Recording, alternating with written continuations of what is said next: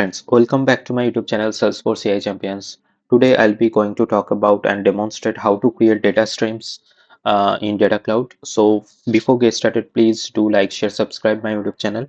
So in Data Cloud, data streams are basically a connection that continuously ingests data from different sources, like from another Salesforce CRM or from the external sources, and writes the data corresponding data into the corresponding data lake objects. So it's basically the streamlined flow that creates with the help of this data stream. So I'll be talk about more regarding the data stream key features. But before that, let me just create the new data stream. And regarding that, I'll be just creating the data stream of a object like animal, and in the Salesforce I have already created the object animals, which contains like animal records, and it's having different field values like breed, color, health status of the animal, gender, date of birth, like that, and so on. And I'll be just click on the new button to create a new data stream. And in the data stream is telling that select the data source from which you can ingest or federate data. So it's asking about the source of the data so that we can just ingest the data. Only sources that are already connected to the data cloud appear on the list. There are different sources like connected sources. Since my Salesforce org is already connected with this data cloud, that's why this Salesforce CRM is showing as the connected sources. And there are different other sources like Amazon S3 file upload, and there are external connectors as well, so that we can just connect external systems, so that we can just add these systems as the data source for this data stream. So since I have my animal records in this Salesforce org, and I'll be using this Salesforce CRM to import the object and records. So I'll be selecting the connected source as Salesforce CRM, and I'll be just click on next. And there are like two options are there: select an org to ingest data from, and then select an object or data bundle. So I'll be just, since the animals is my custom object, so from the view objects I'll be just simply search for the animal object, and I'll be just click on the selecting this animal object. And if this animal object having a pre-existing data stream, that data stream reference link, that data stream name with that reference to that data stream will be shown here. Since there are no data stream currently for this animal, that is why this is blank.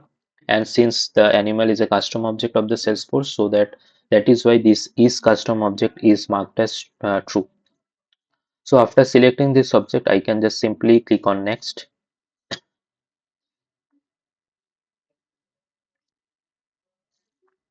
And in here we can just see that this data lake object name is showing like animal home, then data lake object API name, and its primary key, and the object category. So objects, like there are three different object categories are there, like profile, engagement, and other. Let me go through this help text. Help text suggests that an object category affects how its data is unified and processed and in data cloud. Like, so this object category, as the name suggests, it just categorized based on the object record structures. Like if the object data contains a list of people or accounts and their IDs, or any other population that you want to segment on, select the profile category. If your dataset is time series oriented, then select the engagement category. And if the object's data is related to profile engagement but isn't in the set, such as product, store, or vehicle info, in that case we can just select the other category. So in my case, since it contains the animal records, that's why I'll be just selecting this category as other. And in here we can just see all the fields available for this animal object, and we can see different system standard fields are showing. And in here in the custom fields tab, we can see all the custom fields available for this object are showing, like weight of the animal, species, health status, gender, date of birth, and so on. And if there are any formula fields that we can create in the data cloud, so I'll be discussing that all of them later in the later sessions. So in one of my tutorial video, I'll be adding the tutorial link. I have shown like if some of the fields are not showing due to some permissions issue, in that case we need to update the permission sets, like Salesforce Data Cloud connector permission set. That is the out of the box permission set provided by the Salesforce. In order to see all the fields permission, we can just navigate to that permission set. I'll be adding that tutorial link in this video description. So we can see all our fields are showing in here, and all the standard fields are also showing. So we are good to go to the next steps as well. So I'll be just click on next, and in here we can like data space by default is selecting as default, and in here we can just filtering out, we can set filters as well. So like display column animal home, we can add filters, like we can just select our object then column. Like if I want to just get all the records, like which age are greater than 1, so that kind of filters we can just add in here. Based on that, the records will be filtered out. So for the timing, I'm not just adding that filter. So let me just go back, and we can see that this deploy option is there. Once clicking on the deploy, the data stream will be created. So it shows that hang tight while your data stream are being deployed. So this is how we can just simply create a data stream. And if I just open this one, so currently it's processing, and the data stream type is ingest. And if I just click on it, we can see that the data stream status is active, but last run status is none.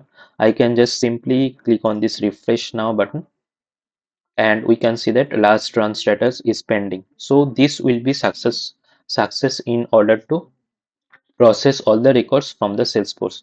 So currently there are no process records are showing. So once completion of this uh, process of creating or deploying this um, data stream, so all the records, processed records will be shown here. And currently it's showing all the fields in here, like what are the fields available for this data stream. And we all the map fields that can be mapped also will be showing here, right?